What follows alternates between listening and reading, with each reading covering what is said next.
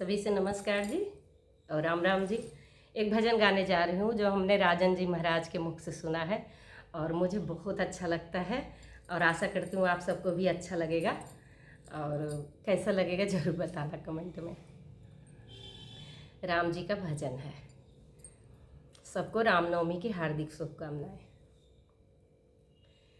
काग भुसुंडी चरित बचपन की अर देखत अति सुखदाई फिसल गए राम उठावत माई फिसल गए राम उठावत माई।